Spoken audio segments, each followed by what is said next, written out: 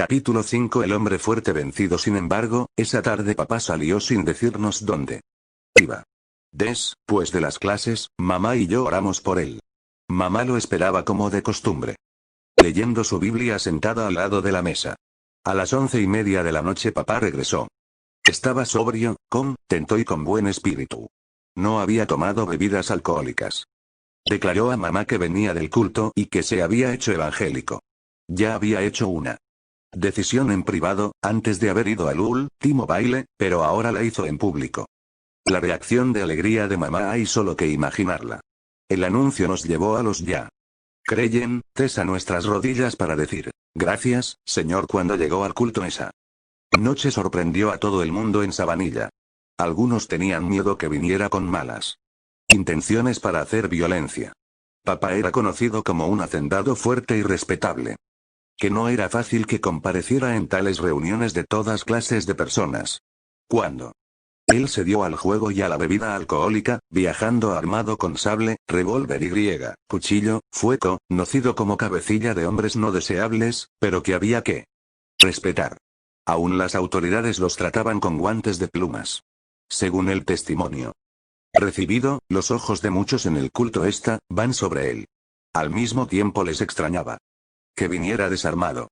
Cuando expresó que quería convertirse, algunos no lo creyeron. Lo creían imposible, dudaban y no dieron mucha importancia a su decisión. La actitud de algunos era, el tiempo lo declarará. El día siguiente todo el barrio sabía que Ramón Toirac había estado en el culto en Sabanilla, pero no decían mucho todavía sobre su conversión, no la creían real. Ramón no sale más con sus amigos. Lo extraño era que todo el mundo sabía que papá había asistido al culto protestante, pero a nadie fue dicho que había hecho decisión 66 para ser evangélico. Obviamente la gente no lo creía. Pero era evidente que él no era el mismo hombre. Muchos, para creerlo, tuvieron que esperar a la apertura de nuevo de la casa de juegos, la cual nunca más fue lo mismo que antes. Las cosas habían cambiado. El evangelio había hecho un impacto considerable en la región. Aún los no convertidos se abstenían del exceso de vida de antes. Papá no salía más fuera de casa, excepto a los cultos. Pasaba muchas horas leyendo la Biblia y orando. Volvió a ser el padre del hogar y de su familia, con una vida nueva. Dios, en su manera de obrar, estaba revolucionando los corazones de la región. Lo imposible al hombre, Dios comenzó a hacernos ver que era posible para él. El 20 de diciembre de 1927, papá reunió a la familia y se declaró públicamente cristiano.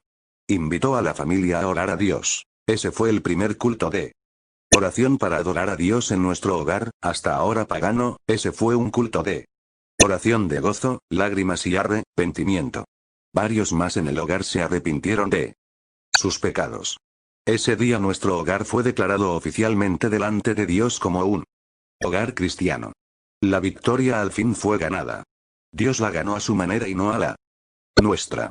Nuestro hogar desde ese día sería luz del cristianismo al barrio y al mundo, y la sal de la tierra en la región y donde quiera que nuestros pies pisaran. Las posesiones materiales, la vida buena y honesta que vivíamos, las tierras, el oro, la plata, nada pudo cambiar nuestras vidas. Las religiones organizadas no tuvieron el poder ni la virtud para hacerlo. Los placeres del mundo y de la carne, mucho menos.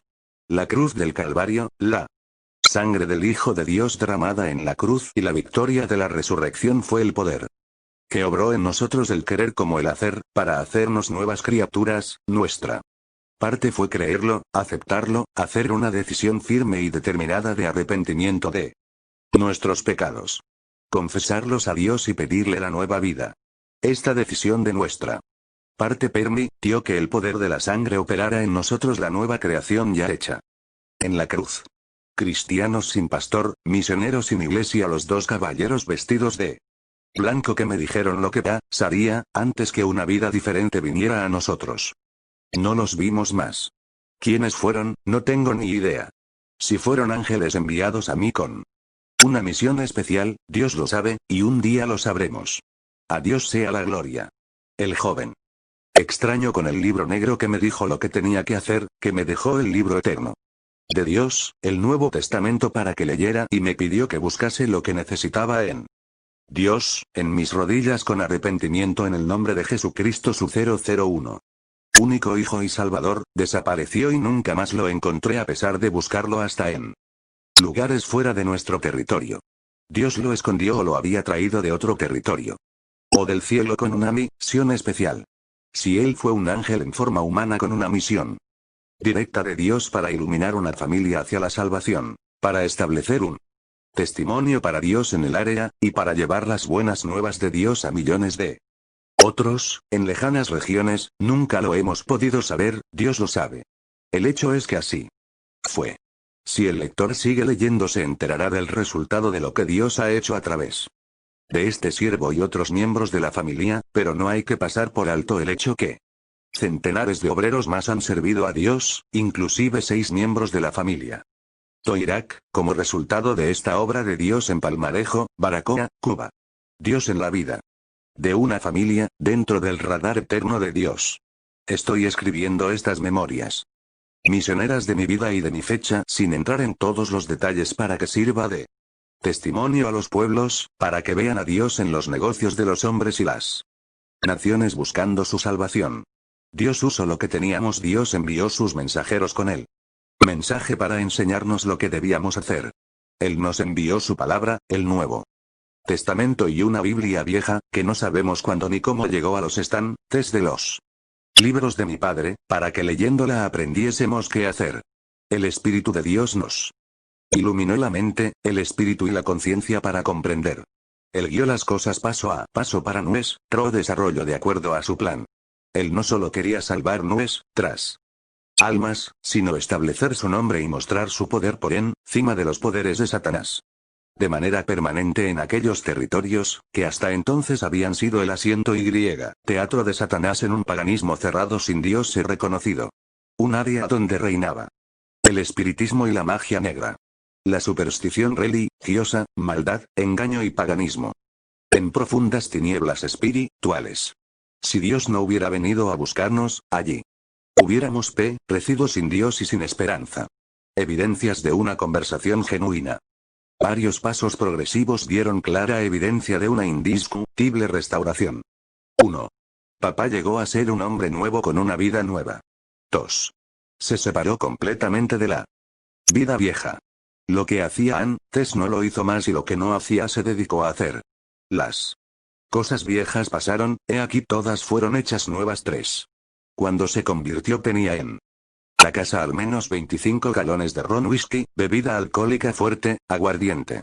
El 22 de diciembre de 1927, en presencia de mamá y algunos de sus hijos los vació en la tierra. Con una oración. La tierra que lo produjo tiene la capacidad para absorberlo. Él había recibido la gracia de Dios para renunciarlo, una vez y para siempre. Dijo en su oración: Señor, la tierra que lo produjo, que lo trague. Líbrame a mí de esta bebida alcohólica. 4. Él era un gran fumador de tabacos habanos. Tenía en casa 4 o 5 cajas de ellos, de 300 a 500 en total. Con el cabo de uno que terminaba, encendía el nuevo que comienza, en testimonio del poder de Dios en su vida, en el nombre de Jesucristo que venció todo lo malo en la cruz y con su resurrección, lo renunciaba una vez y para siempre. El día de Año Nuevo de 1928 me invitó para que le ayudara a llevar esas cajas de tabacos al río. Las puso una a una bajo el agua hasta ser empapadas. Entonces dejó que la corriente se las llevara. Mientras las aguas se enseñoreaban de los tabacos para destruirlos, papá levantó los ojos al cielo allí en el arroyo y dijo: Señor, así como las aguas se llevan y destruyen esos tabacos, arranca de mi vida y haz desaparecer mis deseos por ellos. En el nombre de Jesucristo tu Hijo para el testimonio del Evangelio, ayúdame a no fumar más. Papá nunca más bebió bebidas alcohólicas, ni fumó, ni tuvo que ir a las cosas del mundo, ni de la carne para encontrar su felicidad. El Evangelio lo rehabilitó. Un día alguien le preguntó cómo había podido dejar de fumar tan fácilmente. Su respuesta fue: no fue fácilmente, fue una determinación firme y determinada de mi parte. Si Jesucristo pudo salvarme de la condenación eterna y perdonar mis pecados, ¿cómo no podía él librarme del deseo de poner en mi boca y sacar humo a una hoja seca? Además, si Dios hubiera intentado que yo fumase me hubiera creado con una chimenea en la cabeza. Y como no lo hizo, ese humo y nicotina estaban afectando mis pulmones y quemando el pan de mis hijos. El fumar es un vicio no necesario para la existencia física, por lo tanto, lo renuncié. En el nombre del que me salvó, igualmente la bebida alcohólica, me estaba arruinando a mí y a mi familia. 5. Papá comenzó a testificar de su fe a todo el mundo y su vida nueva que ahora vivía respaldaba su testimonio. El resultado fue la conversión de varias familias, el comienzo de una iglesia evangélica local y para implantar pública y permanentemente la obra de Dios en el territorio. 102. Ramón Toirac se declara públicamente evangélico. Su declaración como cristiano evangélico revolucionó toda la región. Ya no vivía más la vida que antes vivía. 2 Corintios 5, 17. Su nueva vida nos dio luz sobre el significado del cristianismo verdadero, de modo que, si alguno está en Cristo, nueva criatura es. Las cosas viejas pasaron. He aquí todas son hechas nuevas. Su declaración pública como cristiano clasificó la familia y el hogar como cristianos evangélicos.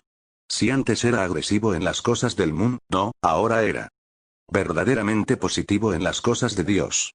Estoy clasificando la palabra cristiano como cristiano evangélico porque la palabra cristiano no tiene en nuestro tiempo el significado ni la importancia de lo que quiere decir. La Iglesia Católica Romana ha usado por centenares de años la palabra cristiano. Una persona llega a ser cristiana por el bautismo cuando niño o niña. No obstante, esas personas pueden vivir la vida de adultos como paganos, sin fidelidad a la Iglesia. Personas cristianizadas cuando niños por el bautismo, al llegar a adultos pueden vivir en alcoholismo, adulterio, juego, comunismo. Y una vida mala, en corrupción y vergüenza a la sociedad, y todavía en cuanto a la Iglesia, ser cristianos. Nosotros no aceptamos tal práctica ni creencia. En efecto, en ciertos lugares de América, si se dice que una persona no es cristiana, por las cosas que hace y la vida que vive, es considerado como una ofensa. Es como decirle que es un animal. Hay animales y cristianos, pero cristianos evangélicos separados, es algo diferente. La religión es una cosa y la vida cristiana evangélica, arrepentida y dedicada a Jesucristo y sus enseñanzas es otra. El nombre cristiano fue dado a los discípulos por primera vez en Antioquía. Fueron llamados cristianos, no porque fueron bautizados, sino por seguir las pisadas del Señor Jesucristo y por practicar sus enseñanzas. Yo opino que sería más apropiado en nuestro tiempo llamar a los verdaderos convertidos al Evangelio de Jesucristo, creyentes del Hijo de Dios. Yo y otros en mi familia fuimos bautizados por la Iglesia Católica, pero ese bautismo nunca significó nada para nosotros. El bautismo no pudo llevarnos a una creencia genuina del corazón ni limpiar la mancha del pecado. Nuestras vidas no cambiaron, a pesar del bautismo. Seguíamos viviendo las mismas vidas y aún peor que antes. La cristianización por medio del bautismo no nos llevó a Dios ni salvó nuestras almas.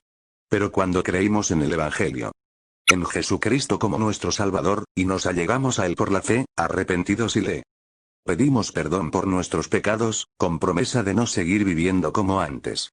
Entonces nuestras vidas cambiaron. Desde ese momento en adelante el bautismo significaría algo para nosotros.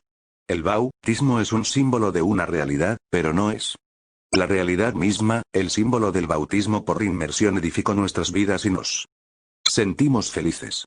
103. Significado del bautismo. Jesucristo dijo a sus discípulos en Marcos 16, 15. Id por todo el mundo y predicad el evangelio a toda criatura. El que creyere fuere bautizado será salvo. Mas el que no creyere, será condenado. Jesucristo, Juan el Bautista y los demás creyentes en Jesucristo fueron bautizados en el río Jordán. Bautismo por inmersión, ser el emergido bajo el agua. Eso era testimonio público de fe en la persona que murió en la cruz, que fue sepultada, pero se levantó de entre los muertos, igual que el sumergido en el agua es levantado del agua. Significa además la muerte a la vieja manera de vivir, y resurrección a una nueva vida.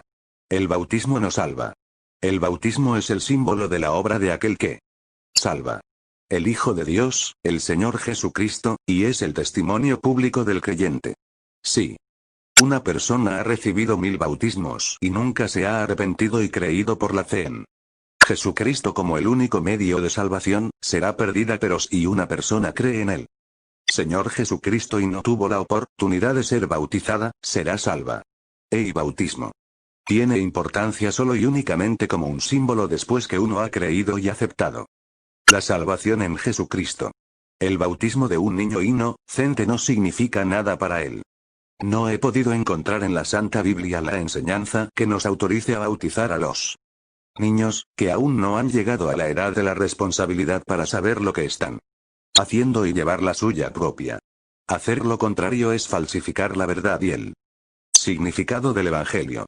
No creo que ningún ser humano tenga el derecho de declarar a un inocente, ni a nadie un cristiano por bautismo. Pero sí se puede declarar a una persona cristiana por el testimonio de su fe y por el testimonio de una vida nueva. Es fantasía declarar a un niño cristiano por el hecho de haber sido bautizado sin saber el camino que él va a escoger en su vida de adulto. Es igualmente un error declararlo cristiano por el bautismo cuando es inocente, porque en su vida de adulto puede vivir la vida que mejor le parezca y seguir pretendiendo que es un cristiano. La iglesia o el dirigente cristiano que bautice a un niño para hacerlo cristiano puede estar haciéndole psicológicamente más mal que bien para su vida de adulto. La Iglesia Católica y otras que practican el mismo bautismo pretenden tener en el hemisferio del oeste millones de cristianos, naturalmente por el bautismo. Pero siguen contando los millones que se han convertido al comunismo, a la indiferencia, y que no asisten a la iglesia. Y a los muchos millones que se han convertido al cristianismo evangélico como suyos. La meta de Dios para una persona es ser santo. No hay religión en el mundo que pueda santificar a nadie. Pero la sangre de Jesucristo su Hijo nos limpia de todo pecado. Solo Jesucristo puede perdonarnos, justificarnos, santificarnos, hacernos cristianos e hijos de Dios por el hecho de creer en Él por la fe y por medio de su sangre derramada en la cruz del Calvario. 104. Una vida nueva. Dedicación de vida. La conversión de mi padre resonaría en muchos lugares, cerca y lejos. No por haber entrado en una religión. Él no entró en ninguna religión. Era por haber encontrado una nueva vida en la obra hecha en la cruz del Calvario por el Hijo de Dios y único Salvador del mundo. Muchos estaban esperando para ver si él en realidad tenía una nueva vida o era algo temporal y emocional. Él decía a todo el mundo que la vida que antes vivía, ya no la vivía más, y la vida que antes no podía vivir, era la que ahora tenía para vivirla. Nosotros creímos, buscamos el perdón de Dios en Jesucristo. Sin iglesias, sin una religión, sin un pastor ni un misionero. Jesucristo salva. El Espíritu Santo usando la Biblia puede salvar, Él fue el que nos llevó al Salvador usando la Biblia. Naturalmente, es necesario testificar a todo el mundo el mensaje de Dios para despertar la conciencia y dar la oportunidad al Espíritu Santo para convencer a las almas y llevarlas a Jesucristo. El culto a la familia papá se conducía ahora como si estuviera viviendo en un pedazo del cielo. Una de las primeras cosas que hizo fue establecer el culto familiar en su casa por las mañanas y por las noches. Él creía que era necesario. Comienza el día bajo el cuidado y la protección de Dios. De acuerdo a su creencia, había en el mundo no solo hombres malos contra Dios y sus seguidores, sino también el diablo y demonios, enemigos de Dios y de su creación.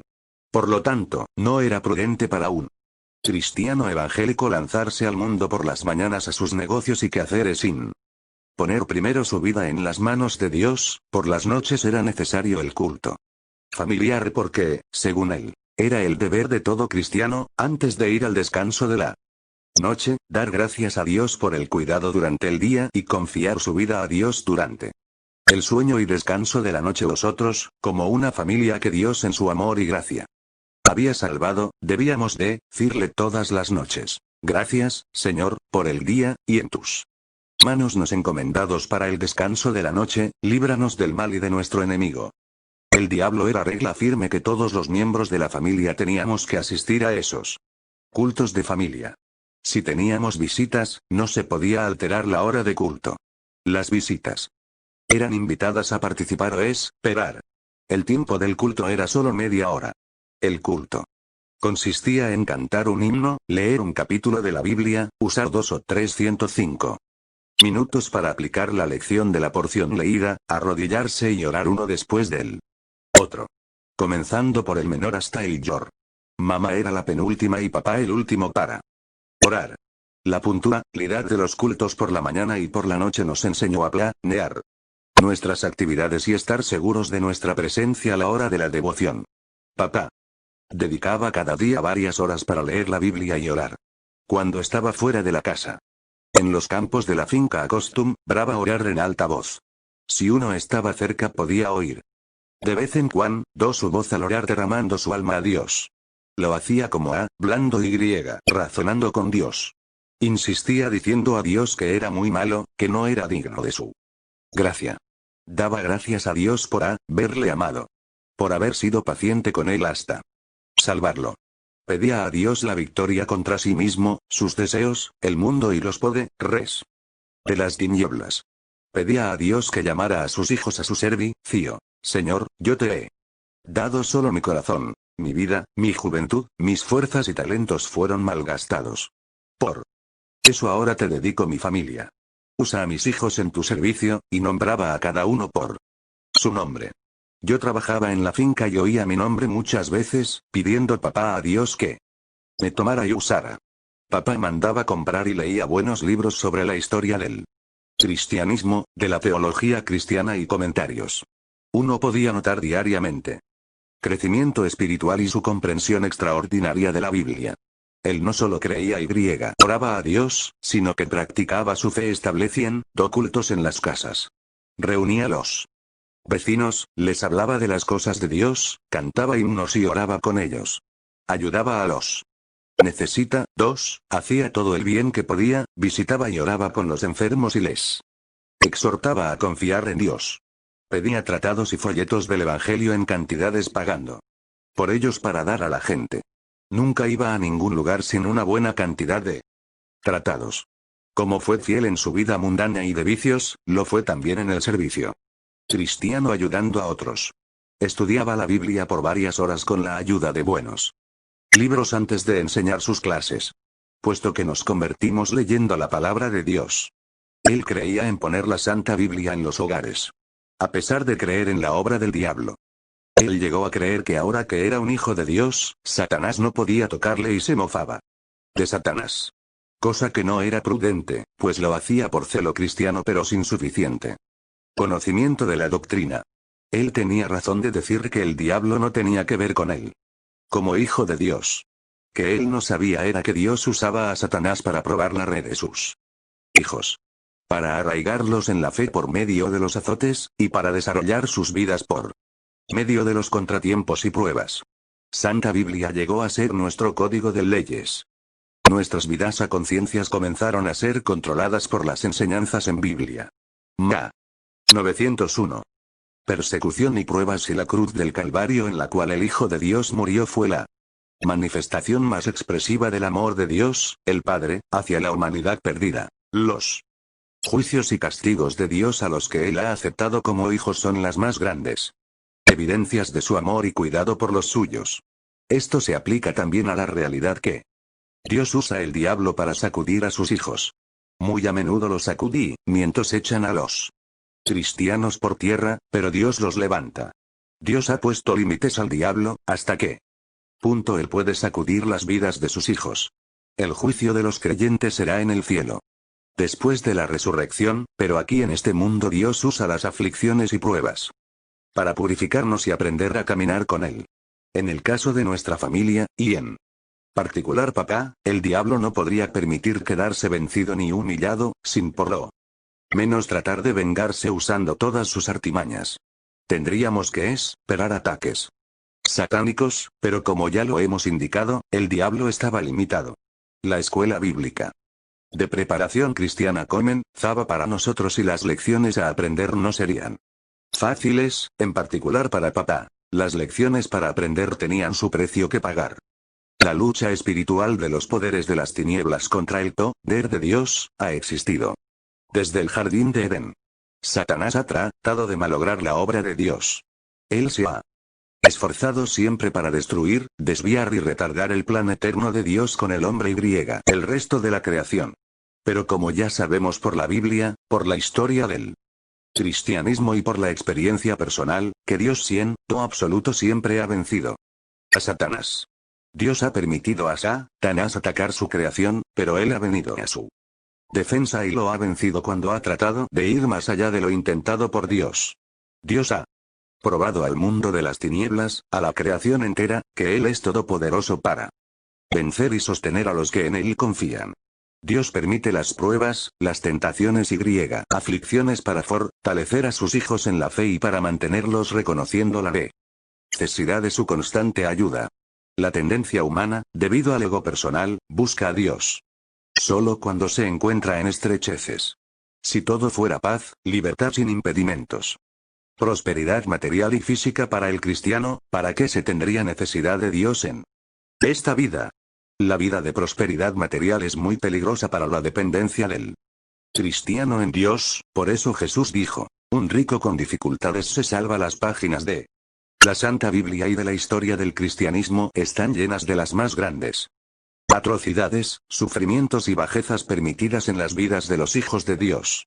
Sin salir de lo que la Biblia hace constar, no hay más que leer las vidas de los profetas y el capítulo 11 de Hebreos para tener una idea de los sufrimientos de los hijos de Dios en el pasado. Los contratiempos hicieron gigantes en la fe. La afluencia moderna hace cristianos débiles, superficiales y carnales. Mientras más cosas materiales el cristiano posee, menos necesidad siente tener de Dios en su vida personal.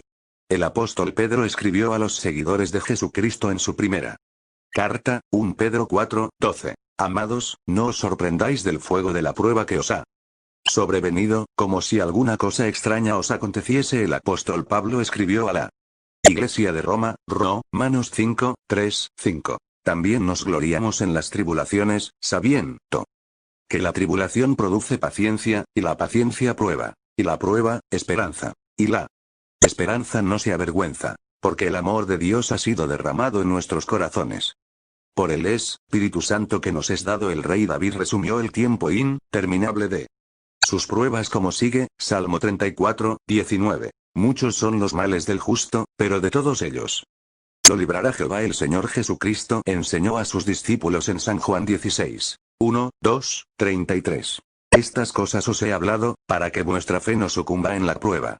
Porque os expulsarán de la sinagoga. Mas aún llegará el momento en que os quitarán la vida, convencidos de que con ello rinden culto a Dios. Os he dicho todo esto para que podáis encontrar la paz en vuestra unión conmigo. En el mundo tenéis sufrimientos, pero ánimo. Yo he vencido al mundo. Versión internacional. Persecución satánica. Aislado de los suyos primero, los familiares de mi papá se habían retirado de él y de su familia, debido a su descenso en la embriaguez y el juego. Lo consideraban como el desprestigio y deshonra al nombre de la familia Toirac. Cuando papá se arrepintió de su vida mala y se consagró con su familia a su fe cristiana, lo rechazaron y se mofaron de él por ser un fanático religioso. Debido a esto, la mayoría de los miembros de su familia no querían poner sus pies en nuestra casa. A esta clase de inconsistencia que distingue a muchas personas fue a lo que el Señor Jesús se refirió en San Mateo 11:16-19. ¿A qué compararé esta generación?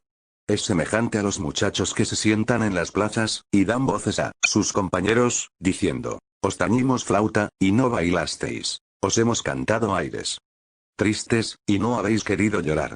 Porque vino Juan que ni comía ni bebía, y dijeron de él, demonio tiene. Después vino el Hijo del Hombre que come y bebe, y dicen de él, aquí, un hombre comilón, y bebedor de vino, amigo de publicanos y pecadores. Dios dio la gracia y fuerza a papá para cerrar sus ojos y oídos a la opinión de muchos, para darse con todo vigor a la propagación 108 de su nueva fe y vida en Jesucristo. Para tener éxito solo tenía que usar su propio Testimonio. Dios lo usó en corto tiempo para ganar muchas almas, familias enteras para Jesucristo. Organizaba cultos de barrios, de predicación y oración en las casas de las familias. Él ayudaba a comprar sillas, a construir bancos, según la necesidad para sus reuniones. Estudiaba su Biblia y preparaba lecciones bíblicas constantemente para las clases. Mientras más lo hacía, más se aumentaba contra él la oposición de los poderes de las tinieblas. Él dijo una vez: si los demonios se amontonan delante de mí, como árboles en esos montes, para impedirme el paso, saltaré por encima de ellos en el nombre de Jesucristo. Esa era la clase de hombre que él era y su calibre espiritual. En nuestra casa se discutía de vez en cuando, sin embargo, la presencia y la obra activa de Satanás y los demonios en el mundo, como lo enseña la Santa Biblia. La creencia de todos nosotros era que Satanás podía interponerse entre Dios y el hombre, para turbar, confundir y desalentar, alejando a uno de Dios. Papá no va de acuerdo con nosotros sobre esta creencia. Su fe en el Señor era tan real que creía que Satanás no tenía nada más que ver con él. Satanás, y los demonios con él, eran rebelados contra Dios, condenados y aislados esperando el juicio de Dios. Dios, que lo había salvado, era poderoso para guardarlo contra todo mal del enemigo. Él se basaba mucho en Romanos 8:31. Si Dios es por nosotros, ¿quién será contra nosotros? Esta porción de la escritura le daba la razón. La diferencia era que él ignoraba las enseñanzas bíblicas sobre Satanás. No conocía por experiencia personal a la luz de la vida cristiana los poderes de las tinieblas, ni las razones de Dios para usar el diablo en la obra de su creación. El papel que Satanás desempeñaba en el plan de Dios con su creación era una doctrina demasiado profunda para la edad espiritual de papá. La lucha espiritual crecía. Satanás ya lo estaba atacando por todos los frentes. A la vez, se podía ver que Dios lo estaba fortaleciendo para que pudiera soportar los ataques satánicos. Él crecía y se fortalecía en la fe. Papá había vivido una vida perdida muy profundamente en el mundo. Dios tendría que probar a Satanás que su conversión y fe eran reales. Mi hermano mayor, Gregorio, no había creído al Evangelio. Se mostraba rebelde y disgustado de seguir viviendo en la casa, bajo la influencia del cristianismo. Tenía amigos rebeldes que lo influenciaban. Él era el único en la familia que no se había convertido. La primera intención de papá fue forzarlo y humillarlo, pero el Espíritu de Dios le dio gracia y sabiduría de tolerancia para no hacerlo. La ley y la fuerza humillan y condenan, pero no salvan. Papá 601. Antes hubiera tolerado desobediencia de nadie que viviera bajo su jurisdicción, pero en ese caso, a causa de su testimonio cristiano y a fin de ganar a Gregorio, tuvo que beber el trago amargo de la tolerancia. Esto resultó ser un paso de humillación para el hombre fuerte que hasta entonces nadie en el hogar ni en el barrio habían tenido la audacia de oponerse a él. Gregorio no asistía a los cultos. Papá quería ver a toda la familia siguiendo el mismo camino. Un día, con quebranto de corazón, nos pidió que orásemos por él. Cuando Gregorio vio que papá ni lo trató ni lo reprendió ásperamente como solía hacerlo en otras pequeñas desobediencias, quedó admirado. Reflexionó y llegó a convencerse que en efecto el Evangelio había hecho una obra real en la vida de papá. Retornó al hogar, fue recibido con amor y los brazos abiertos, la dulzura del buen trato y el amor lo trajeron más cerca del Evangelio. Asistió de vez en cuando voluntariamente a los cultos de familia y a los cultos de barrios. Como he dicho, no teníamos misionero, ni pastor, ni una iglesia local. Solo teníamos al Espíritu de Dios y la Santa Biblia para guiarnos. Gregorio se convierte. La conversión de Gregorio trajo alegría en el hogar y a creyentes fuera del hogar. Celebramos la victoria haciendo fiesta con un lechón asado. Su cambio fue total. Si antes era rebelde ciegamente, ahora era un creyente determinado. Llegó a ser un fiel testigo del Evangelio y un gran ganador de almas. Su ayuda fue muy eficiente para establecer la obra de Dios en la región formando una iglesia local. Gregorio tenía su propia finca que había comprado a papá. Él ganó muchas almas para Cristo en el vecindario. Tanto que fue necesario construir una iglesia, aunque modesta, en su propia finca. Al escribir este relato, aún bajo el sistema comunista, Gregorio es todavía un agricultor. Pero al mismo tiempo es el pastor de la iglesia que fue construida en su propia finca. Al recordar el pasado tenemos que decir, solo el Evangelio de Jesucristo puede hacer tales cosas posibles. Estoy relatando hechos para hacer ver dónde el mundo y sus medios llevan al hombre y, en contraste, lo que Dios quiere y puede hacer por los que sinceramente le buscan y se rinden a él.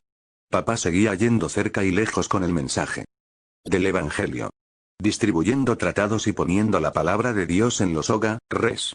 A medida que podía conseguir Biblias, Nuevos Testamentos y tratados, los distribuía a la gente. Después de oír el Evangelio, yo mismo aprendí muchas de las cosas de Dios leyendo la Santa Biblia. Papá fue convertido también al leer San Juan capítulo 3 y griega. Foto 14. Celebrando la conversión de Gregorio con un lechón asado, aprendió mucho de la Biblia, estudiándola y leyéndola sobre sus rodillas. Cuando contemplo y veo lo que el Espíritu Santo hizo y puede hacer, temo que en nuestro tiempo los siervos de Dios quieren hacerlo todo por los cristianos sin dar la oportunidad al Espíritu de Dios para que desarrolle la fe de los creyentes a la manera de Dios. El resultado es que los cristianos dependen demasiado de sus pastores, evangelistas y misioneros, y no aprenden personalmente a caminar con Dios a fuerza de tropezones y trabajo. No es prudente mimar a los creyentes ni a los que dan su tiempo al servicio del Evangelio. Los azotes de los tiempos contra las vidas de los creyentes es lo que los hace héroes de la fe y baluartes del cristianismo. El diablo determina amedrentar a Papá. Papá asistía a los cultos de los barrios solo, sin ser acompañado por las noches, a pie o a caballo, hasta que comenzó a ver fantasmas 111. Y oír sonidos raros por los caminos. Entonces ya no quería ir solo, invitaba a uno de nosotros que fuera con él. Una noche, mientras regresaba de un lugar distante, la luna de enero alumbraba tan claramente que se podía leer un periódico a su luz. Papá subía una colina por una senda muy estrecha. En eso apercibió ver a un señor descendiendo vestido de blanco.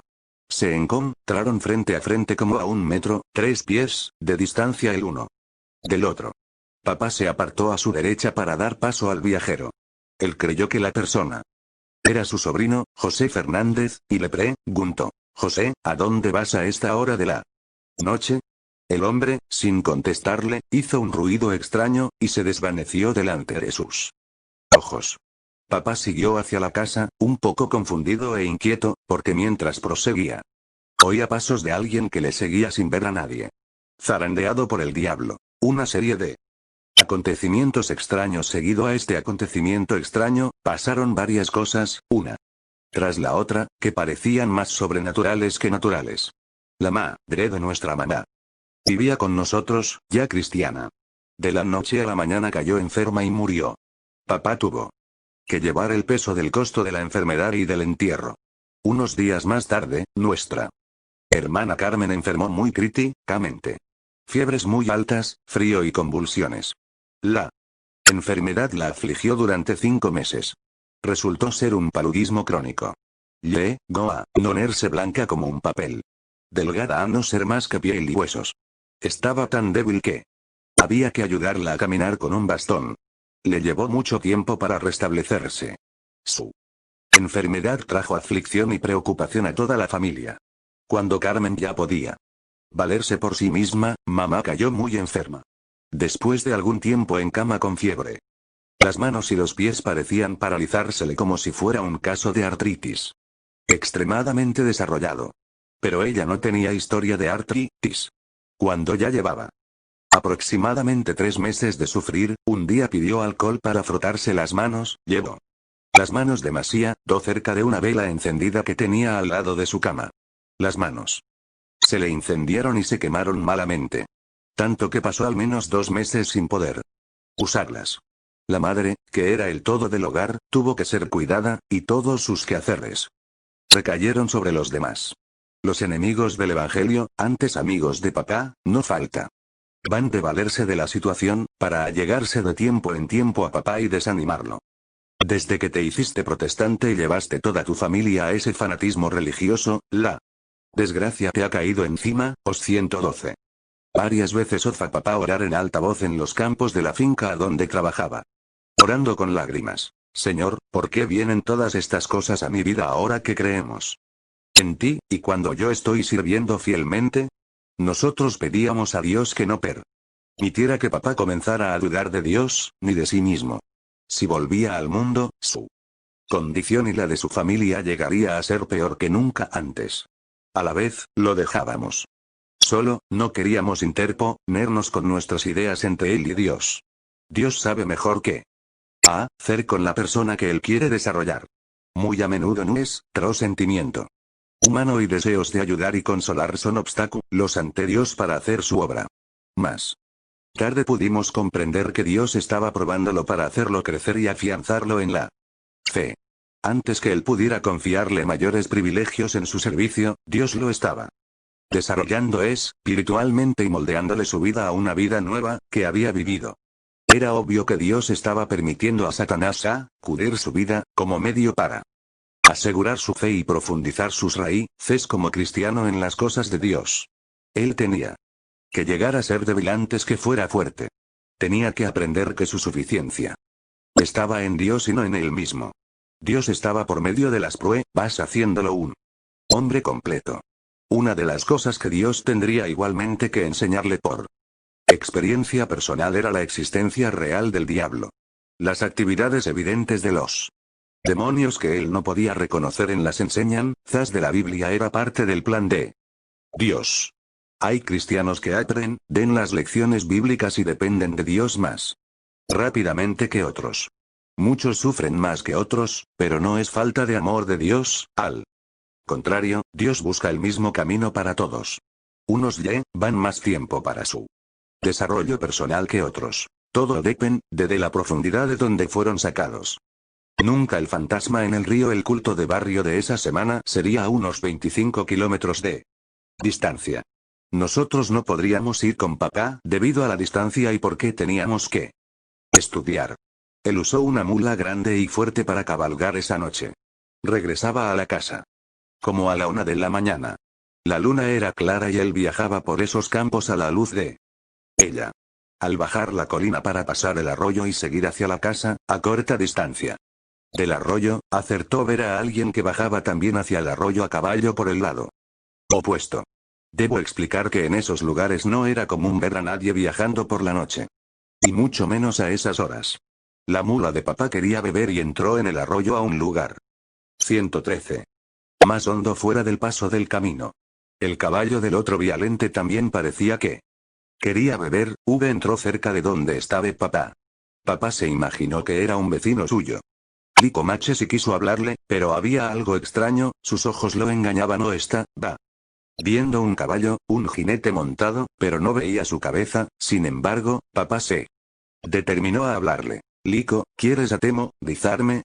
La respuesta fue un sonido raro, fuerte y penetrante. El rugido fue tan ronco y potente que puso los pelos de punta a papá. La mula, sobrecogida por el pánico, saltó y comenzó a correr sin que papá pudiera controlarla. Alrededor de la casa había una cerca con una talanquera de entrada. La mula saltó la talanquera sin que papá pudiera controlarla para bajarse y abrirla. Papá quedó tan turbado que no se ocupó ni de quitarle la montura esa noche. Se sentía descontrolado y comenzaba a temer salir de la casa solo, un hombre que nunca había temido a nadie ni a nada. Ahora tenía miedo de salir solo por las noches. Había un misterio sobrenatural que lo estaba acosando. En il Moes Biusa y de G. Víctor anuncia su muerte. Víctor era mayor que yo. Tenía 17 años. Era saludable, fuerte y robusto, alto y rubio. Era muy amable con todo el mundo y muy placentero. Un día, cuando estábamos a la mesa hablando del trabajo y planes de desarrollo para el futuro próximo, Víctor dijo: pues yo voy a tomar 2 semanas para visitar y decir adiós a mis familiares antes de morir. Todos lo tomamos como jarana pesada. Mamá le reprendió por decir tales cosas. Él contestó: debo decir lo que siento, y lo que creo que debo hacer. En efecto, comenzó a visitar a sus tíos y tías, de parte de madre. A cada uno le decía o hacía un favor como recuerdo para que se acordaran de él.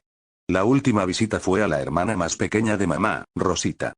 Ella vivía en La Vega, cerca del río de Sabanilla. La casa de tía Rosita era de techo de tejas de barro cocido. Cuando él estaba allá cayó un chubasco. Una de las tejas se había corrido y unas gotas cayeron al frente de él en el salón. Él dijo a tía Rosita: voy a subir al techo para arreglarte esa teja, y así te acordarás de mí, es el último favor que voy a hacerte. Tía Rosa también lo tomó a broma pesada. Cuando estaba en el techo, pasó una nube dejando caer una llovizna. Cuando se bajó le dijo: tía, tengo dolor de cabeza. Tía Rosa le dio 2 calmantes. Entonces se despidió para retornar a la casa. Le dio una mordida ligera en el brazo a la tía y le dijo: esto para que te acuerdes de mí. Llegó a casa con una fiebre violenta, a la noche ya había perdido a Ildid Nepo 114. Todo el conocimiento. Al día siguiente el médico le mandó cierto medicamento, pero sin efecto. En tiempo de enfermedad urgente, los padres y allegados íntimos del sufriente recurren a no importa qué medio a fin de encontrar ayuda para el necesitado. Pero este proceder es peligrosísimo para los cristianos en los campos del mundo donde no hay muchos recursos médicos y hay mucho espiritismo. Muchos han soltado la fe, dependencia en Dios y en la ciencia médica para ir a algún curandero famoso que se sabe que no opera según Dios, como lo son los curanderos espiritistas, brujos y otros, pero que han tenido éxito en sanar a muchos.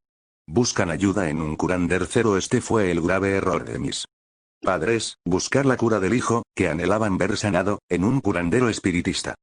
Medium. Mamá tenía un primo mensajero del diablo, Antonio Terrero, espiritista. Curandero. Este hombre era bien conocido en ciertos lugares por su éxito de haber curado a muchos enfermos. Voy a decir que Satanás, a fin de engañar, puede sanar enfermos, hacer milagros, prosperar, contestar anhelos, como si fuera Dios, y entre creyentes trata de pasar como Dios. Al ir a este curandero hubieron varias implicaciones que mis padres no tomaron en consideración por estar sobrecogidos por la pasión de ver al hijo sano. 1. Recurrir a un siervo del diablo para ayuda era incompatible a la fe y al modo de vivir de un cristiano, que es hijo de Dios, en lugar de esperar en Dios que es todopoderoso. La verdadera manera de obrar debería haber sido ser fiel a Dios, esperando en Él para vida o para muerte antes que haber apelado a las fuerzas del enemigo de Dios. 2. Al buscar a un curandero espiritista, medium, fue obvio que dejaban a Dios a un lado para volver a su enemigo. Fue como si hubieran llegado a creer que este curandero podía hacer lo que Dios no podía o no quería hacer. 3. Someterse a un curandero espiritista era volver a lo que antes habían renunciado como malo, que no era de Dios y que había que apartarse de ello para poder encontrar el favor y la gracia de Dios. 4. Ellos no pudieron discernir, posiblemente por falta de conocimiento espiritual y bíblico, que el diablo era un falsificador y simulador. Él puede hacer bien, ayudar, sanar, prosperar y bendecir hasta cierto punto, a fin de embutir y dar al ser humano la impresión de ser un bienhechor, enviado de Dios. Los lazos familiares y la cultura de un pueblo tiene mucho poder para arrastrar a la gente incluso fuera de Dios. Varios entre nosotros nos opusimos a que se buscara un curán de los cristianos, el diablo. 115. Dero espiritista medium para tratar a Víctor. No obstante, la presión era grande, el enfermo estaba privado con fiebres muy altas. Las medicinas del médico no le habían hecho ningún bien. Este curandero era verdad que había tenido éxito en sanar a muchos. Los familiares hacían presión para que al menos se probase, y además, el curandero estaba en la familia, era primo de mamá. Muchas veces Dios permite cosas extrañas en nuestras vidas a fin de alcanzar un propósito sano y beneficioso. Papá tenía recelo sobre este hombre. Sí. Hubiera sido por él y algunos de nosotros no se hubiera llamado al curandero para el caso. Pero al fin, desafortunadamente, se cedió a hacer lo que nunca un cristiano debería haber hecho. El mal fue dejar los recursos de Dios para buscarlos de un siervo del diablo. El enfermo en manos del curandero. Yo dije a mamá: hemos fallado. Nos hemos sometido al que ya habíamos renunciado. ¿Cómo podemos ahora orar por el enfermo? Debemos prepararnos. Para lo peor, mamá me contestó, con lágrimas manando de un corazón confundido y deseoso de ver al hijo recuperar. Puede ser que Dios perdonará nuestra falta y tendrá misericordia de nosotros. Con esta expresión, ella se refería también a la posibilidad de la cura del hijo. El curandero, al comenzar su oficio delante de la cama del enfermo, pidió una vela, aceite y la cruz. Cuando yo observé ese sacrilegio, al diablo juguetear, ensuciar y engañar al hombre usando los símbolos divinos para practicar su engaño, la sangre se me calentó al menos 30 grados más. La vela representaba luz, que el diablo y sus obras no la tenían, él es tinieblas. El aceite representaba el Espíritu Santo, y es una blasfemia cuando Satanás lo usa. La cruz representaba la base fundamental para toda la operación. El Hijo de Dios llevando sobre él las aflicciones, dolores y males del hombre. Entonces pidió una paloma blanca, que se la trajeron viva a la cama del enfermo. Naturalmente, la paloma es también símbolo del Espíritu Santo. Pidió un cuchillo afilado y una mesita. Allí mismo, haciendo víctima delante del enfermo, abrió la paloma viva en dos. Caliente, con sangre y todo lo sucio dentro, la aplicó en el pecho del enfermo. La ató con un pedazo de sábana por 24 horas. Esa ceremonia pagana usando símbolos cristianos se hacía por 3 días. Usando cada día una paloma viva. Después de 2 días, el enfermo, la ropa, la cama, el cuarto y todo tenía un mal olor como si fuera la muerte misma. Los 3 días también tenían su significado. Para 116. La gente que no conocía el cristianismo, este siervo del diablo parecía un siervo de Dios. Al hacer su trabajo en el nombre del Padre, del Hijo y del Espíritu Santo.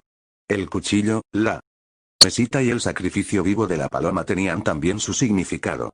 En cada ceremonia, el pobre curandero, engañado por los demonios, creyendo hacer una obra para Dios, hacía su trabajo en el nombre del Padre, del Hijo y del Espíritu Santo, pero para el diablo.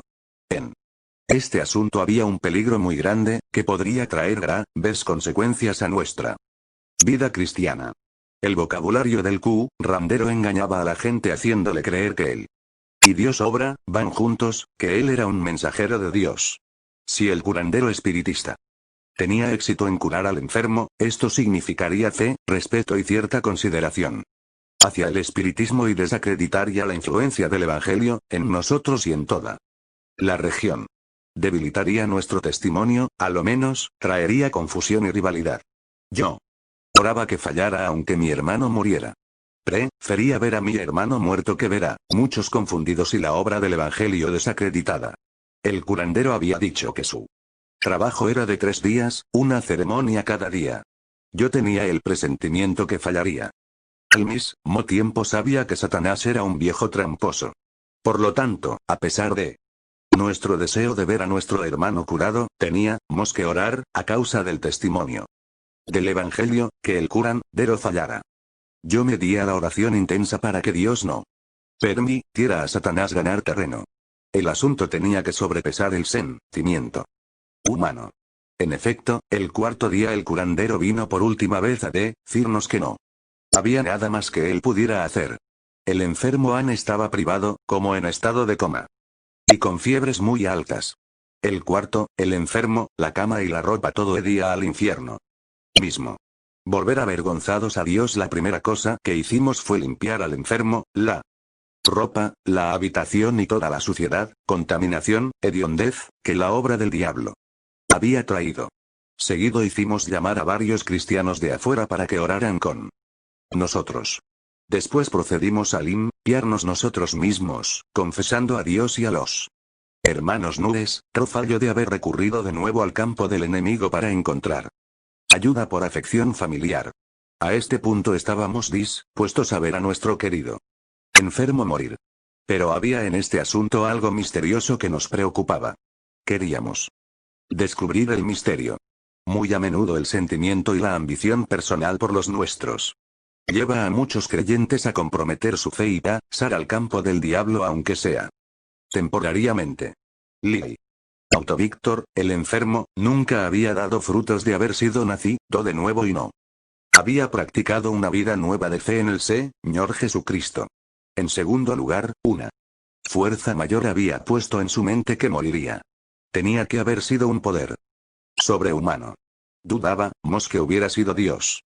Si fue Satanás, el propósito que tenía era destruir su vida antes que conociese al Señor y salvar a su alma. Teniendo esta duda en nuestros corazones, teníamos que buscar la victoria contra la obra de Satanás para traerlo a su conocimiento y llevarlo al Señor antes de morir. No creíamos que su enfermedad venía de Dios, ni que era natural. Pero Dios lo había permitido con un propósito divino para nuestro bien y su salvación. Nos concordamos a hacer una cadena de oración de 24 horas al día alrededor de su cama, para pedir a Dios que le permitiera volver a su conocimiento y presentarle el Evangelio antes que muriera. El día 13 de su enfermedad, 3 días después de nuestra cadena de oración, como a las 12 de la noche, Víctor se movió y abrió los ojos. Noté que nuestro propósito era presentarle el plan de salvación antes que muriera. No era un deseo ciego de que viviera. Al despertar de su coma preguntó por papá. ¿Por qué preguntó por papá? No lo sabemos. Esto fue otro misterio. La preferida de Víctor. Amanda. Pero papá en esos días estaba muy decaído y triste. Él necesitaba ser animado. Lo misterioso era que Víctor no podía saberlo, pero el hecho fue que él llamó a papá. Este desarrollo en el asunto tenía que venir de parte de Dios. Papá se sentía culpable por haber contribuido al empeoramiento de Víctor al permitir que un curandero espiritista interviniera. Él había dado lugar al diablo y necesitaba experimentar la misericordia de Dios. Él se sentía culpable y apocado. Papá entró en la habitación casi corriendo, con su Biblia en la mano. Antes que papá le dijera una palabra, Víctor le dijo: papá, tengo sed. Papá le llevó el agua a los labios, Víctor tragó solo un poquito. Entonces le dijo: me duele una muela. Papá, con un pedacito de algodón, trató de tocarle la muela con mercurio cromo.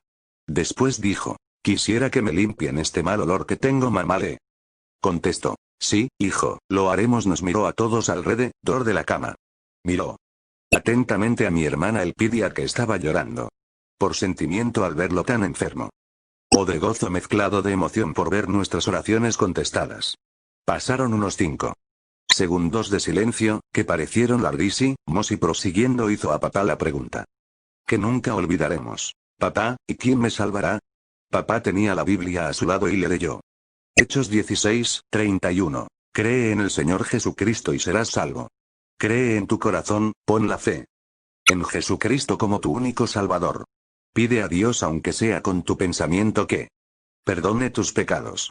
Invita al Señor Jesucristo que venga a tu corazón. Pídele que salve tu alma. ¿Quieres hacerlo ahora? Cierra tus ojos ahora mismo y pídelo a Dios. Víctor contestó: sí quiero. 118. Cerró los ojos.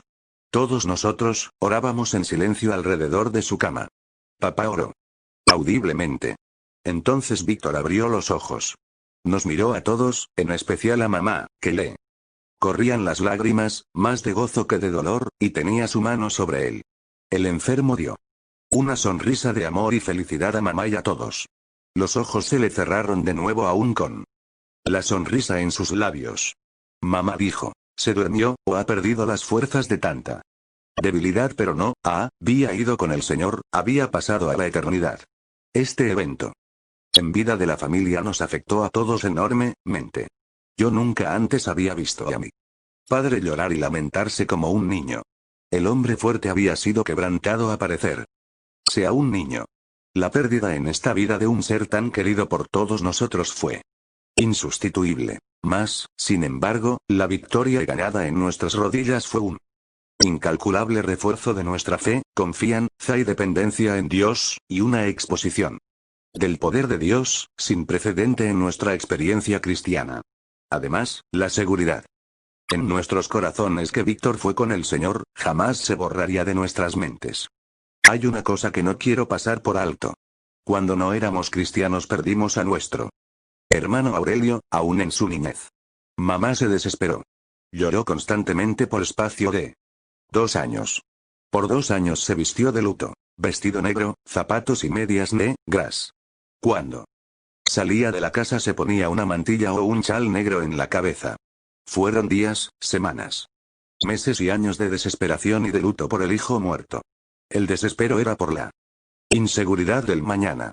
Ahora que creía que tenía fe y esperanza en el Señor y que sabía a dónde había ido su hijo, no guardó luto. Sí, lloró mucho y por mucho tiempo, pero resignada. No se vistió de negro ni se desesperaba al pensar en el hijo. Aunque sí lloraba, pero sin desesperación, sí, fue un golpe enorme para todo en la familia, pero sabíamos que Víctor había muerto en el Señor.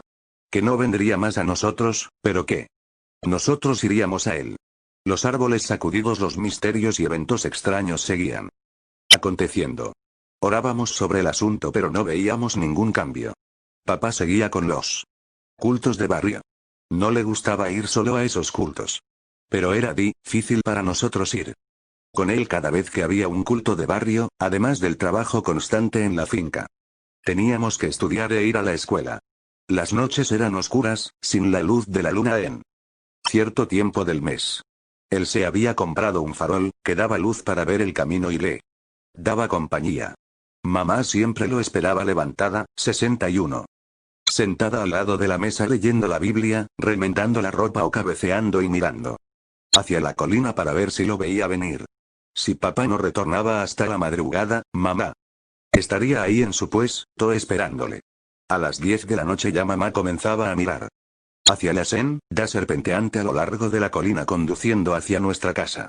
Se podía ver la luz a una distancia de 3 o 4 kilómetros. Una noche mamá vio la luz a esa distancia.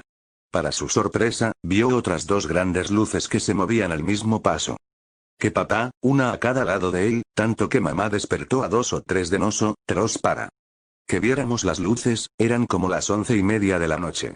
Las luces eran tan claras que podíamos ver a papá caminando con su faro en medio de ellas. Las luces resplandecían sobre papá de tal manera que nosotros podíamos verlo, pero él no veía las luces. Era un espectáculo muy raro. Nos hicimos la pregunta. ¿Ría papá viendo las luces a sus lados? Cuando llegó a la casa le preguntamos sobre las luces. ¿Qué luces? Yo no vi luces algunas en el camino. Las luces lo habían seguido hasta muy cerca de la casa y desaparecieron, como si hubieran sido apagadas. Papá nos declaró que no había visto las luces, pero algo muy raro le había sucedido. Yendo para el culto, al pasar por debajo de los grandes árboles de mango y otros, fueron sacudidos desde el tronco hasta arriba como si un ciclón lo sacudiera al pasar por debajo de los primeros árboles y pasarle eso. No le dio mucha importancia al pensar que podía ser un torbellino. Pero al salir de debajo de los árboles había calma. Luego, al pasar por debajo de otro árbol, le pasó lo mismo. Así todo a lo largo del camino. Entonces se dio cuenta que era algo extraordinario y comenzó a cogerle pánico. Una rama de un árbol cayó delante de sus narices, que si le hubiera caído encima lo hubiera matado, pero él estaba protegido por los ángeles de Dios. No dijo nada a nadie, pero tenía miedo de retornar solo. Pidió a algunos hermanos que oraran por él antes de salir para retornar a casa sin declarar el asunto. Al regresar, venía casi corriendo de miedo. Sin embargo, no le sacudieron más los árboles. Entonces, creímos todos que las luces que vimos que le protegían, luces que él no vio, eran ángeles protectores, guardándolo de los ataques de los demonios. Parece que Dios había permitido a Satanás randearlo. Pero Dios había puesto a sus ángeles a su cuidado para que Satanás no sobrepasara sus límites. Nos dijo además, no creía que llegaría vivo al culto. Cuando esos árboles eran sacudidos al pasar yo por debajo de ellos, ramas secas caían a mis lados, creía que me matarían. Pero me paré y oré al Señor para que me librara y me diera ánimo.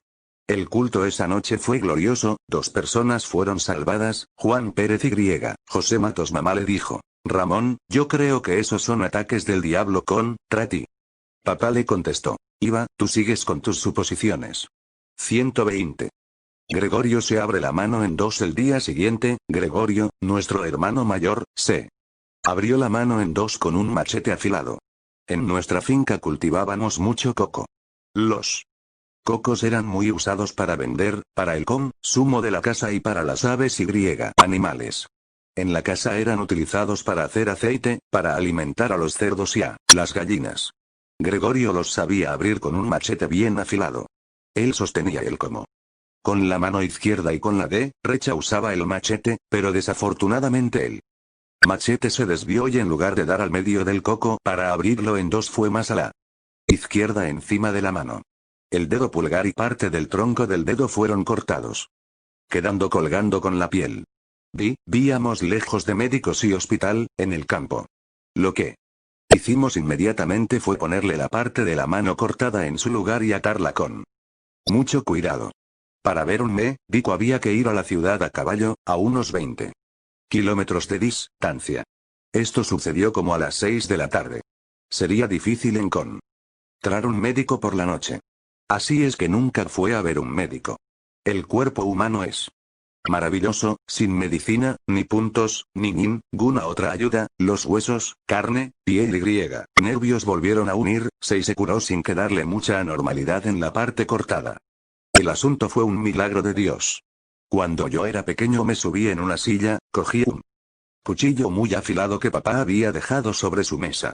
Al bajar me perdí el equilibrio. Caí de cabeza al piso sobre el filo del cuchillo. Me abrí el cráneo, pero tampoco me vio un médico. Mi madre puso las dos partes juntas, ató bien la cabeza y en poco tiempo fui curado. En nuestro tiempo, cuando el cuerpo humano es sobreprotegido, hay más desgracias y personas que quedan lisiadas de casos semejantes. Yo sé que yo quedé perfecto. Algunos me dicen que no. Los perdono.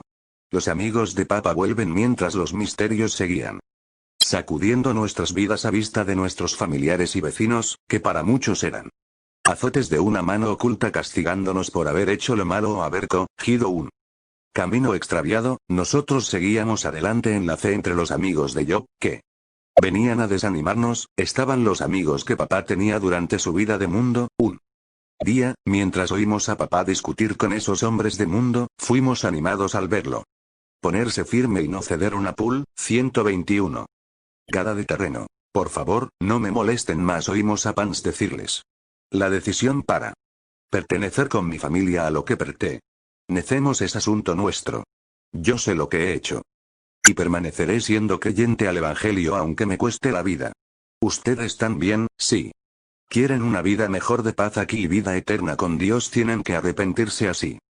Que les pidió que por favor lo dejaran tranquilo y no lo molestaran más. Los hombres, al oír su declaración, tomaron sus caballos para irse. Entonces se tornaron y le dijeron al salir: Ramón, creemos que tu decisión te pesará, que vos puedas recordar, esa fue la última vez que estos señores molestaron a papá.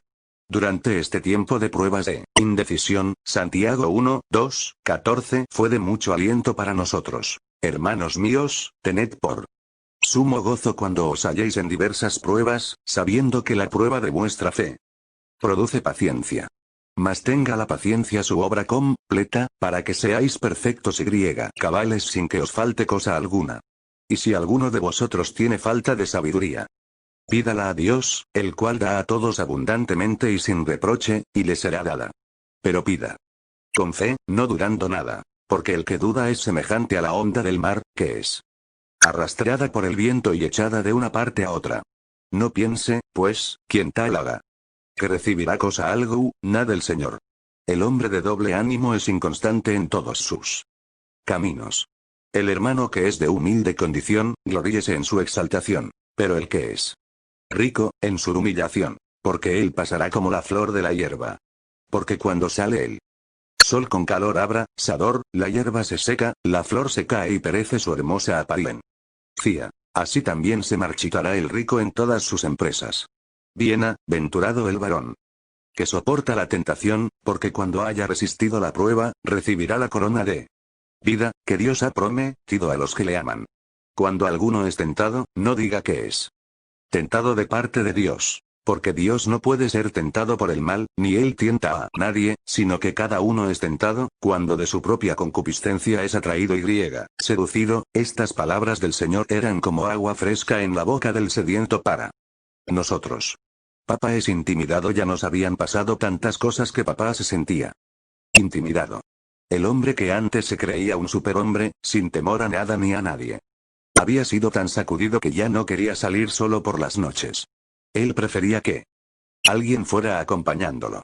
Cuando iba acompañado nada le pasaba. Nadie le molestaba. Pero cuando andaba solo era atormentado. Nosotros no queríamos que fuera solo, pero a veces no podíamos evitarlo, porque eran más las noches que salía que las que no salía. Él seguía diciendo, opino que por Orgu, 122. Yo personal, que no tenía miedo. Que el Señor estaba con él. Estoy seguro que Dios estaba con él, pero él necesitaba ser enseñado. Dios estaba permitiendo este tiempo de prueba y de sacudimiento para cumplir un propósito. Dios quería usarlo, pero tenía que ser disciplinado y aprender a caminar con Dios. Dios quería también que papá reconociera a Satanás, sus ataques y profundidades. Él había vivido una vida sirviendo al mundo a Satanás. Ahora que pertenecía a Dios por la fe, Dios tenía que probarlo y reafirmarlo. Un moribundo sale del cuerpo y visita el área. Papá dejó de salir de la casa por las noches. Por 3 semanas. No daba a entender que tenía miedo, pero se notaba que se sentía apocado. Una tarde le mandaron a buscar con urgencia de la casa de un vecino, Emanuel Lico Maches, que estaba muriendo. Este vecino era muy amigo de nuestra familia. Era de la raza de color, muy claro de piel. Él trataba a papá de compadre, Godfather. Papá le había testificado mucho del Evangelio. La familia era como tantas otras, aunque reconociendo su necesidad personal, y sabiendo que Dios era fiel, no le buscaban hasta encontrarse en apuros, o en una esquina de la cual no encontraban ninguna otra salida, entonces esperaban la intervención de Dios. Lico había estado sufriendo muchas crisis de asfixias. Él había expresado a la familia los deseos de que papá viniera a visitarle y orar por él. Ahora parecía haber caído en un estado de coma, como si estuviera muriendo. Cuando papá llegó lo creyó muerto. No se movía. No tenía pulso ni se le notaba resollar. Papá pasó allí un buen rato. Le tomó el pulso varias veces, sin resultados. Le pusieron calor en el pecho tratando de revivirlo. Sobre las 4 de la tarde, de momento despertó y parecía muy agitado. Se creyó que era otro ataque de asfixia. Pero les dijo, no, es que vengo cansado. Vengo de un largo recorrido. Pidió agua, tenía sed, venía de viaje. Creían que tenía delirio a causa de la fiebre. En eso vio a papá, le reconoció y le dijo, compadre, tengo una historia que contarte. Quedó en silencio por un momento y rió. Papá le preguntó, ¿de dónde vienes? Vengo de tu finca y de tu casa, le contestó. Fui hasta el mamey y el mamey era un área extremo de la finca, lejos de la casa. Todos creían que desvariaba, hasta oír el relato y probar que lo que él dijo que había visto y hecho era correcto. Prosiguió. Cerca del mamey vi a Florentino. Estaba mudando de lugar. Las cabras de leche y dándoles bejuco de boniato. Tomé una piedra para tirársela y darle miedo, pero no lo hice, porque ese muchacho es muy bueno. Y no tiene miedo de nada. 123. Después bajé a tu casa. Vi a Paquita, mi madre Francisca, que la llamaban Paquita, tostando café, y tú, Ramón, estabas sentado en el portal leyendo la Biblia. Pasé por la cocina y por tu lado y nadie me vio. Los perros ladraron al yo hacer ruido pasando la talanquera. Paquita salió a la puerta de la cocina para ver si venía alguien, pero no me vio. No me dejé ver, para no asustarla. De allí fui al manantial a beber agua. ¿Qué agua? Más buena. Fría como el hielo. En eso, se paró de hablar para descansar y volvió a sonreír. Papá le preguntó, ¿y qué más? Cuando yo estaba en el manantial vino Gallo Gregorio, a buscar agua. Cuando subía hacia la casa con la lata llena de agua en los hombros, la loma estaba resbalosa. Lo tomé por el calcañar, resbaló, se cayó de rodillas. Y se le derramó el agua. Se puso bravísimo, miró hacia todos los lados pero no me vio. El pobre tuvo que volver al manantial a buscar más agua. Volví a la casa, pero tú ya no estabas en la casa. Ya me sentía cansado de andar por ahí y decidí volver para acá todo. Esto era fascinante para papá y para todos los que estaban allí. Papá comenzó a creerlo. Por el hecho de no poder negar la realidad de lo que él había dicho. Al probarlo todo, resultó ser exactamente como él lo había descrito. Yo me encontraba a esa hora a siendo lo que él dijo que me vio hacer. Mamá estaba tostando café. Los perros ladraron. Mamá salió a ver si venía alguien. Papá estaba sentado en el portal leyendo la Biblia. Hasta que salió corriendo para la casa del enfermo. Gallo había ido a buscar agua, había resbalado y caído, derramando el agua. Todo fue exactamente como dijo. Más tarde. Emanuel se convirtió, durante su enfermedad, y murió en el Señor. Pero el misterio quedó con nosotros. Lico estaba en cama muy enfermo. Fue verdad que pasó como 3 horas en coma, durante las cuales fue cuando salió del cuerpo a visitar nuestra finca y la casa. Él tenía que haber hecho el recorrido en espíritu, porque su cuerpo estaba en la cama, y como él dijo, nadie lo vio. ¿Dejó el espíritu al cuerpo para ir a esos lugares? No. Hay duda que así fue. Nosotros somos testigos de haber verificado que todo fue exactamente como él lo describió. Nosotros los humanos hemos podido siempre dar cuenta del cuerpo. La ciencia médica ha trabajado siempre con el cuerpo humano. Lo ha estudiado, lo ha cortado, lo ha remendado, le ha quitado y le ha puesto, pero el espíritu del ser humano siempre ha sido como para la ciencia. Cuando el espíritu decide salir del hombre, el cuerpo muere, y la ciencia médica no puede mantener más a ese cuerpo caliente ni con vida. La ciencia médica sabe todo sobre el cuerpo, pero no conoce nada del espíritu ni del alma. Traigamos a la memoria 1 o 2 pasajes de la Santa Biblia referente al alma. El apóstol Pablo dijo a los Corintios, 2 Corintios 5, 8, quisiéramos estar ausentes del cuerpo, y presentes al Señor. En 2 Corintios 12, 14 leemos, ciertamente, no me conviene gloriarme, pero vendré a las visiones y a las revelaciones del Señor. Misterio para él. Hombre así 124. Conozco a un hombre en Cristo, que hace 14 años, si en el cuerpo, no lo sé, si fuera del cuerpo, no lo sé, Dios lo sabe, fue arrebatado hasta el tercer cielo. ¿Qué fue? Arrebatado al paraíso, donde hubo palabras inefables que no le es dado al hombre expresar. Esta declaración del apóstol concuerda con el relato de Licomaches. En efecto, no hay duda que hay misterios del espíritu en el mundo que el hombre no puede explicar. Al mismo tiempo, tenemos que admitir que para Dios lo que es imposible el hombre es posible. Para él. Yo he llegado a creer igualmente que, segundos antes de la muerte, el espíritu de Dios ilumina el alma de todo moribundo de manera especial dándole la última oportunidad de arrepentimiento para rechazar o aceptar la salvación. Muchos de los eventos oscuros que han turbado a los teólogos en el Antiguo y Nuevo Testamento han llegado a ser claros y creíbles para mí, al pasar por experiencias variadas en todos esos casos a través de los años, caminando con el Señor en unos 40 países diferentes, mezclado en costumbres y culturas diferentes. Viendo y experimentando varias maneras de Dios revelarse y tratar con los hijos de los hombres. Decir que Dios no obra hoy de esta o de la manera es limitar a Dios y no conocerlo debidamente. El diablo trata de matar a Papa después de una serie de acontecimientos variados de menor importancia, atormentándonos durante varios meses. El diablo atacó físicamente de manera cruel a Papá, con desesperación de tener victoria sobre la vida de Papá, que nunca tendría. Papá fue a un culto de barrio a Sabanilla. Durante el día expresó que prefería no ir solo a menos que ninguno de nosotros pudiera ir con él. Al fin tuvo que irse solo, todos nosotros estábamos ocupados. Tomó un farol para servirle de luz en su regreso y se fue solo. A las 11 de la noche ya estaba mamá de pie esperándole. Se paseaba de ventana a ventana y de puerta a puerta, mirando hacia la distancia para ver si asomaba la luz del farol. Cuando vio la luz dijo, parece que Ramón viene corriendo. Me levantó de la cama diciéndome, ven a ver. Yo le dije, mamá, puede ser que él quiera llegar pronto a la casa. Ella me dijo, no, eso no es nada, Fura. Yo no le di importancia y me fui de nuevo a la cama. Mamá se quedó esperando. Habíamos tenido unas palabras de oración antes de irnos a la cama. Dedicamos el culto para interceder por papá para que Dios lo guardara. Para llegar a casa, tenía que bajar al arroyo, pasarlo saltando de piedra en piedra y subir una pendiente ligera. Súbitamente, al pasar por el arroyo, dio un grito enorme. Mamá dijo en alta voz, Ramón se ha caído en el arroyo. Saltamos de la cama y cuando llegamos a 125 La puerta principal papá ya estaba allí. Pero estaba doblado al nada de las rodillas.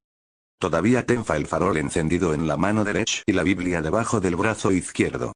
Estaba pálido y frío. Sudaba grandes gotas de sudor frío y había perdido el habla. Todos nos dimos a la oración por él sin saber lo que había pasado. Una hora más tarde lo pusimos en la cama aún privado del habla y respirando con dificultad. Mamá pasó la noche aflado de su cama. A la mañana siguiente ya se había recuperado. Cuando nos reunimos para el culto de familia, nos contó lo sucedido. Desde que salió del culto oía pisadas de una persona detrás de él, la oía respirar, hacer un ruido extraño, de vez en cuando, pero no veía a nadie. Varias veces se quiso parar en alguna casa y pedir ayuda a los vecinos. Pero no lo hizo por orgullo personal. ¿Qué pensarían? Que Ramón Toirac tenía miedo. Seguía su camino pero muy asustado y atormentándole el alma. Al pasar entre dos paredones en el camino, sintió que alguien le empujó contra el otro lado del paredón, sin ver a nadie. Al seguir adelante miró hacia atrás y a los lados y no veía a nadie, pero sentía que estaba en la presencia de alguien. Alguien estaba con él para hacerle daño. Ignoraba quién fuera el que le seguía, pero podía oírlo respirar y caminar detrás de él. Cuando llegó al río, al saltar de una piedra a la otra, el Miste Ríos que le seguía hizo un ruido enorme como de una fiera, saltó y se sentó en su cuello, poniendo las manos en la cabeza y las piernas delante, en el pecho. Parecía ser una persona tan pesada que el peso fue lo que le aplastó. Hasta casi tener la cabeza en las rodillas. Gracias a la luz que tenía pudo seguir el camino hasta la casa. Al contrario, no solo que le hubiera pasado sin la ayuda de Dios. Todo lo que pude hacer fue dar un grito y decir a Dios ayúdame. Esa mañana dedicamos el culto de la familia para dar gracias a Dios por haberlo librado del poder de Satanás. Pedimos a Dios al mismo tiempo por la victoria contra los poderes ocultos que nos atormentaban, en el nombre de la sangre de Jesucristo, de acuerdo a Apocalipsis 12:11. Ellos le han vencido por medio de la sangre del Cordero y por la palabra del testimonio de ellos. Mi papá aprendió por experiencia personal, aunque lenta pero severamente, la lección bíblica de 1 Pedro 5:8. Usted sobrios y porque vuestro adversario el diablo, como león rugiente, anda alrededor buscando a quien devorar. Aprendió a buscar a Dios diariamente con humildad para que lo guardara de Satanás, los demonios y de todo mal oculto. No era un misterio, eran encuentros en la guerra espiritual con el enemigo de Dios, contra Dios y su creación. Luminares luchando contra el desarrollo de la creación de Dios y contra la salvación y bienestar de la humanidad que Dios tanto había amado, que llegó a dar a su Hijo único para salvarla. Este hecho culminó un período de tiempo de 30 meses de persecución y pruebas constantes, procediendo de fuentes ocultas. Satanás estaba perdiendo en esta lucha espiritual y no se daría por vencido sin una resistencia encarnada de violencia. Él había perdido 126. A mi padre, a toda su familia a través del testimonio del Evangelio, consecuentemente de papá y de todos nosotros docenas de otras personas se habían convertido de cerca y de lejos. Satanás no se daría por vencido fácilmente. Cuando el Señor Jesús llamó al apóstol Pablo para mandarlo a los gentiles en Hechos 26, 16, 18, le dijo: Pablo, levántate y ponte sobre tus pies, porque para esto te he aparecido a ti. Para ponerte por ministro y testigo de las cosas que has visto, para que vayas y abras sus ojos, para que se conviertan de las tinieblas a la luz, de la potestad de Satanás a Dios. Para que reciban por la fe que es en mí perdón de pecados y herencia entre los santificados. El mayor enemigo vencido, la victoria ya había sido ganada. Los creyentes de la región A habían hecho el esfuerzo para construir una iglesia evangélica en el área. Papá se había encargado del proyecto, contribuido los $1,000,000. Esta obra local se afilió al transcurso del tiempo a la Junta Bautista Oriental. La iglesia comenzó y se estableció sin un misionero, ni un pastor como guía espiritual, pero Dios la guió y la hizo fuerte. Cuando yo visité la región en 1961 examiné el archivo de la iglesia. ¿Cuál no sería mi sorpresa y gozo, ver que de esa pequeña iglesia rural, habían salido 28 Misioneros para otros campos de la obra misionera en el mundo, entre ellos su servidor y 5 más de mis hermanos, Gregorio, Rafael, Moisés, Eliseo y Juanita. Juanita fue conmigo a Haití y a la República Dominicana como misionera. Las otras hermanas, Carmen, Elpidia y Rosa también han servido al Señor fielmente. Mauro, otro hermano, es igualmente cristiano y su hijo Abner es un ministro del Evangelio. Esto es lo que podemos llamar en la obra misionera. Multiplicación por las manos de Dios. Yo fui el primero a dedicar mi vida al servicio del Señor, todo mi tiempo. Cuando terminó el tiempo de persecución y pruebas de nuestra fe contra la familia, yo tenía 17 años de edad. Mi primer plan entendido con papá era estudiar el periodismo y tomarlo como carrera para mi vida. Esta fue la razón que motivó a papá a asignarme una porción de la finca que él había comprado. Aurelio, su hermano. Si yo trabajaba, la finca produciría suficiente para pagar mi preparación y gastos. Después de mi conversión yo quería salir para La Habana a prepararme, pero no me sentía feliz con esa decisión. Yo oía una voz constantemente en mí que me llamaba a predicar el evangelio en lugar de prepararme como periodista para recoger noticias y pasarlas a otros. Trabajar en eso como carrera para ganarme la vida no era lo más importante ni el plan de Dios para mí. Hubo un tiempo que América Latina y el Caribe tuvo 127 dictadores simultáneamente. Yo quería exponer las injusticias hechas a los pueblos de conversión y cambio de vida a servicio pleno, además de la porción de tierra que papá me había asignado. Yo trabajaba con tío Ernesto Toirac, hermano de papá. Teníamos juntos un puesto de frutas y de bananas en la carretera y en Cuesta de Piedras, cerca de la Cuchilla. A la vez pusimos un negocio de víveres entre los dos. El negocio estaba creciendo juntamente con los otros negocios. Teníamos grandes posibilidades de éxito.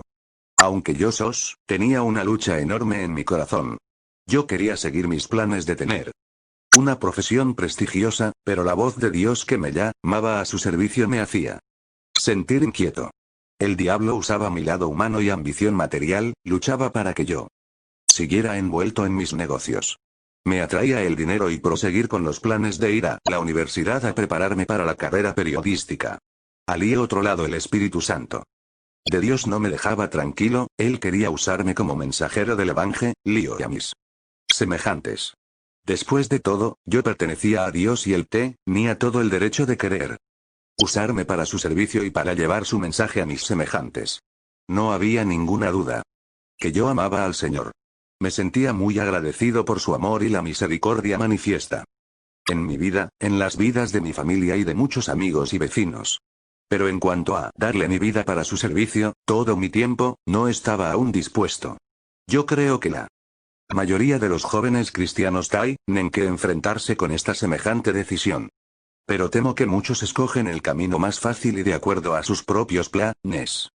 Algunos son derrotados. Otros tienen éxito en sus planes materiales, pero no significa mucho para la eternidad. Dios tuvo que usar medios duros y necesarios para que yo entrara por la puerta que Él había abierto para mí. Esta era para mí la puerta estrecha. Humanamente hablando, aunque sirviendo a Dios yo era el que ganaba. La recompensa de Dios es para la eternidad.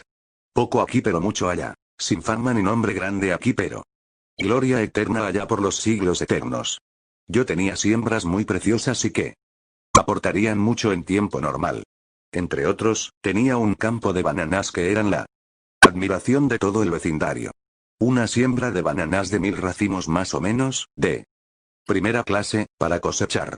En eso, el mercado decayó en los Estados Unidos y por 2 semanas los pobres fruteros no vinieron a cargar frutas. Las bananas se maduraron en las matas. Tuve que mandar a los trabajadores a echarlas a tierra. La pérdida fue enorme y muy desanimadora, pero era Dios 128. Que me estaba quitando para darme. La pérdida en bienes materiales sería ganancia espiritual para mí y para muchos otros en esta vida y para la eternidad. Mi tío muere Dios. Me quitó la cosecha y también me quitó mi compañero cabeza del negocio. Mi tío Ernesto, con el que yo hacía los negocios, se ocupaba visitando las fincas para contratar los frutos, en los yo tenía también una comisión. Pero de mala suerte o providencia Cialmente, no sé, mientras galopaba, su caballo se volcó. El moño de la montura le entró por el pecho y murió inmediatamente. Su puesto quedaba vacante, yo era el segundo. Después de él. Dios me probó. El negocio era para mí una tentación. Sería fácil para la carne decidir tomar el puesto, pero no. Fui a mi hermano Gregorio para pedirle que tomara el negocio de mi tío. Las cosas cambiaron de la noche a la mañana. Yo sentí la necesidad de reajustar mis planes futuros. El Espíritu de Dios no dejaba de hablarme a través de la conciencia y de las circunstancias para que sirviera a Dios en lugar de darme a la vida de negocios ni a la carrera periodística. Cuando el hombre no oye, Dios puede usar a una burra para hablarle.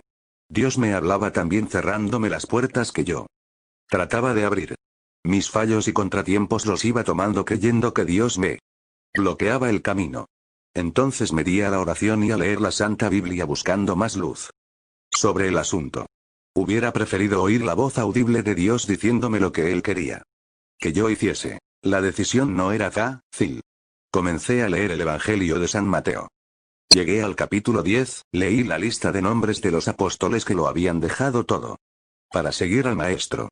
Cuando ellos voluntariamente le seguían, Jesús les prometió que los haría pescadores de hombres. El Señor les pedía todo su tiempo y su vida total de servicio.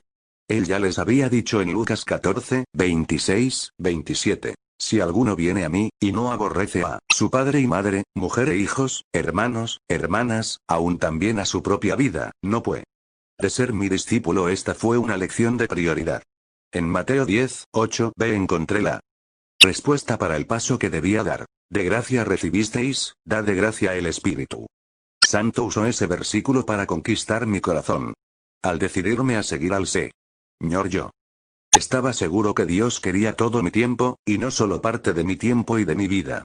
Él lo dio todo por mí, ¿por qué no debía darlo todo por Él? El servicio a Dios merece nuestro tiempo pleno a favor de los perdidos.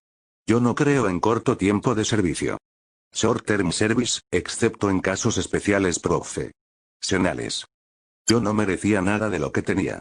El mensaje y beneficios del Evangelio vinieron a mí en lugar de yo buscarlos. Él me trajo el Evangelio, fue enviado por Dios.